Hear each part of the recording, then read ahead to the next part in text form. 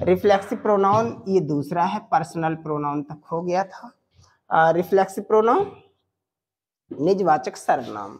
निजवाचक सर्वनाम, एक तो इसका शब्द निर्माण समझ लीजिए। रिफ्लेक्सिव प्रोनाउन बनता कैसे है, तो रिफ्लेक्सिव प्रोनाउन और इन्फेटिक प्रोनाउन दोनों ही जो पर्सनल प्रोनाउन की एक फॉर्म होती है पजेसिव केस या ऑब्जेक्टिव केस, उनमें सेल्फ या सेल्फ, जैसे माई हो गया, आवर हो गया, योर हो गया, ये तो हो गया पजेसिव केस, ठीक है। और हिम हो गया, हर हो गया, देम हो गया, या इट हो गया, ये हो गया ऑब्जेक्टिव केस। तो इनमें सेल्फ या सेल्फ्स हम बता चुके हैं कैसे करना होता है। सिंगुलर के साथ सेल्फ लगाना होता है, प्लूरल के साथ सेल्फ्स लगाना होता है। लगाने के साथ ही आप ये शब्द निर्माण कर लेंगे। जब रिफ्लेक्सिव प्रोनाउन का शब्द निर्माण हो गया तो अब यूज की बात आती है। इन वाक्यों को हमेशा आप कहाँ लगाएंगे, वाक्य में ऑब्जेक्ट की जगह लगाएंगे। ये साधारण बात नहीं है, विशेष बात है। ऑब्जेक्ट की जगह इन शब्दों का यूज करेंगे तो ही रिफ्लेक्सिव प्रोनाउन के अंतर्गत वो प्रयोग माना जाएगा, ठीक है। नोट में समझ लेते हैं, रिफ्लेक्सिव प्रोनाउन कर्ता के स्थान पर प्रयुक्त नहीं होता है। इस बात को विशेष ध्यान से समझना है। इसे कर्ता के स्थान पर हम नहीं लगा सकते, जब भी लगेगा ऑब्जेक्ट के स्थान पर लगेगा।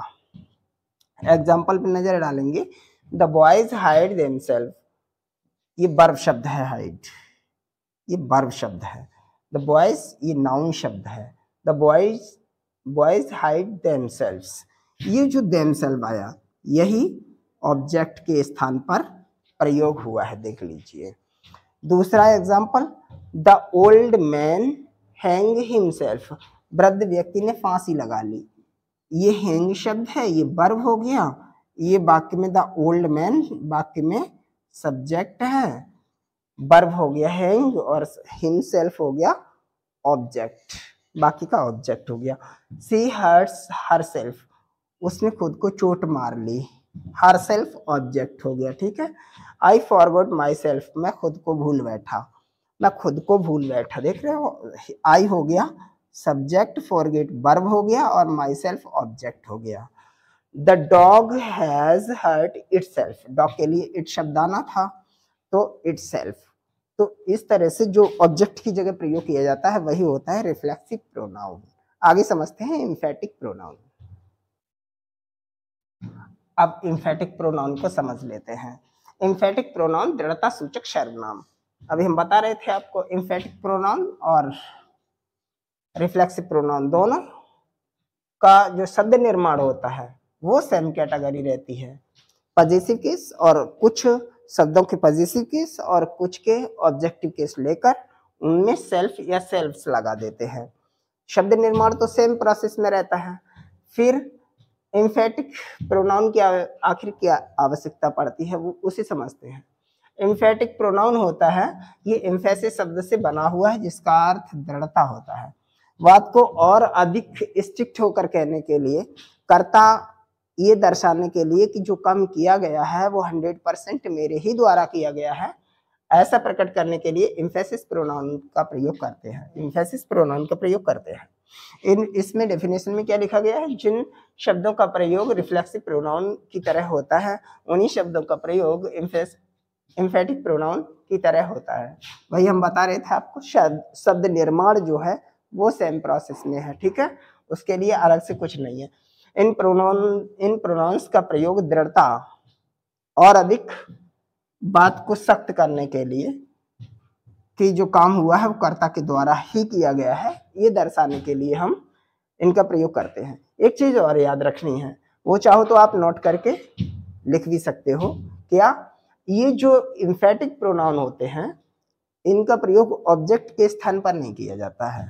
रिफ्लेक्सिव प्रोनाउन का प्रयोग ऑब्जेक्ट के स्थान पर होता है, एम्फेटिक प्रोनाउन का प्रयोग सब्जेक्ट के तुरंत बाद होता है, कर्ता के तुरंत बाद होता है। समझ लीजिए, जहां भी वाक्य में आपको ऐसा यूज मिलता है तो समझ जाइएगा वहां पर एम्फेटिक प्रोनाउन यूज किया गया है। एग्जाम्पल पर आते हैं।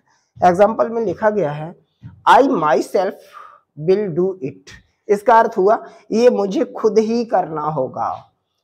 आई माई सेल्फ लगाया गया है तो इस तरह का जो यूज होता है उसको बोलते हैं एम्फेटिक प्रोनाउन।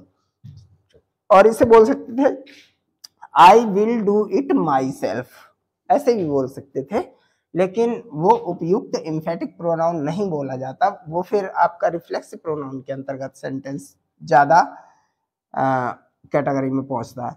ही हिमसेल्फ, देखो कर्ता के तुरंत बाद जब हम इस तरह के प्रोनाउन का प्रयोग करते हैं तो emphatic pronoun, he himself said so, इसका मतलब हुआ उसने इसे खुद ही कहा, उसने इससे खुद ही बोला, ये अर्थ होगा। सी हरसेल्फ से सो, वो ऐसा खुद ही कहती है। जब भी इस तरह का हम सेंटेंस देखेंगे तो उसमें एक अतिरिक्त शब्द आता है ही, स्वयं ही या खुद ही, ठीक है, खुद ही या स्वयं ही, इस तरह का शब्द आता है, समझ रहे हो हिंदी निकालते समय। They themselves admitted their guilt, उन्होंने खुद ही अपना अपराध स्वीकार कर लिया, उन्होंने खुद ही अपनी गलती स्वीकार कर ली। बाकी ये कह रहा है It was told so by the teacher himself, ऐसा खुद अध्यापक द्वारा बोला गया, समझ रहे हो। तो इस तरह से जो यूज होते हैं वो विशेष महत्व रखते हैं, सावधानी पूर्वक यूज करना चाहिए। अगले प्रोनाउंस के जो प्रयोग बचे हैं वो अगले वीडियो में उपलब्ध कराएंगे।